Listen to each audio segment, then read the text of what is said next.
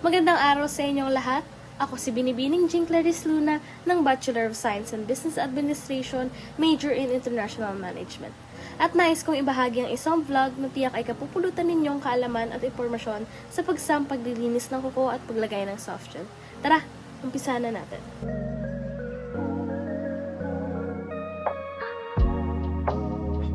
Una, maglalagay tayo ng cuticle remover para alisin ang mga dead cuticles gamit ang pusher.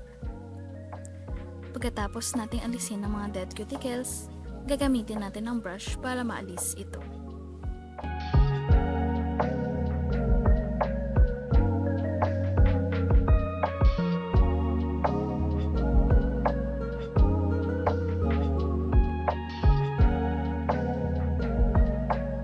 Sunod naman ay ibabuff or file natin ang kuko para mas madikit ang soft gel application mamaya.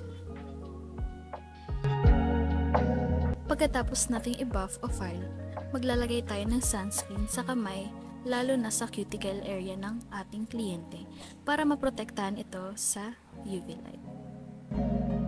Lalagay na tayo ng dehydrator para ma-dehydrate ang mga kuko at ang primer para mas madikit yung soft gel application.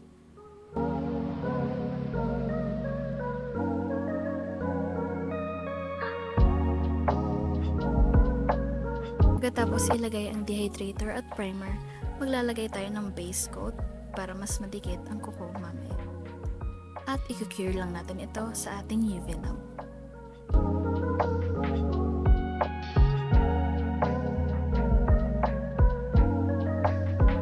Dito naman ay maghahanap tayo ng tamang sukat na ididikit natin sa kanyang kuko. Pagkatapos natin mahanap ang mga sukat, pwede na natin maidikit ang mga kuko o ang tinatawag na fake nails.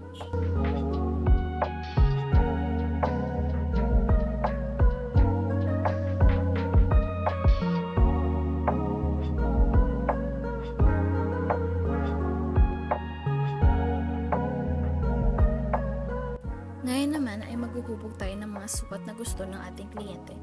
Maraming iba't ibang sukat. Merong almond, oval, square, stiletto.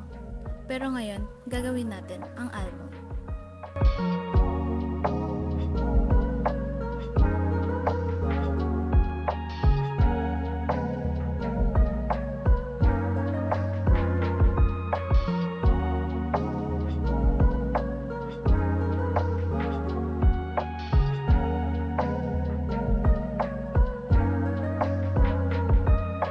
Pagkatapos natin masukat ang kuko na gusto ng kliyente, maaari na tayong magkulay ng mga kuko at ang disenyo ng mga gusto niya.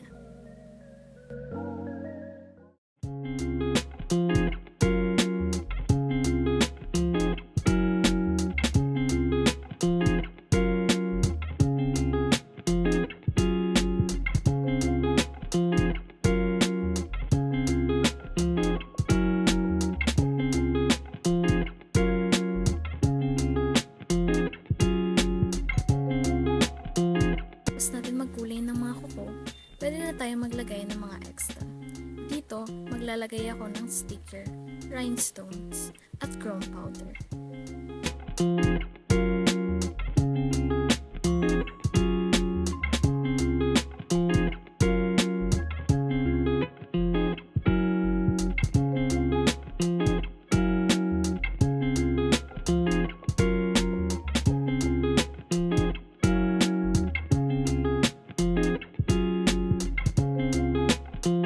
Pagkatapos natin maglagay ng mga extras, maglalagay na tayo ng top coat.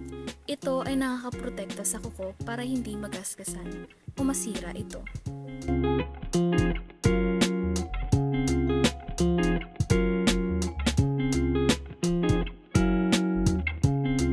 At ang pinakahuling gawain ay maglalagay tayo ng cuticle oil. Ito ay pang-hydrate o moisturize ng cuticle area ng ating kliyente. At dito na po nagtatapos ang aking video. Maraming salamat po sa panonood.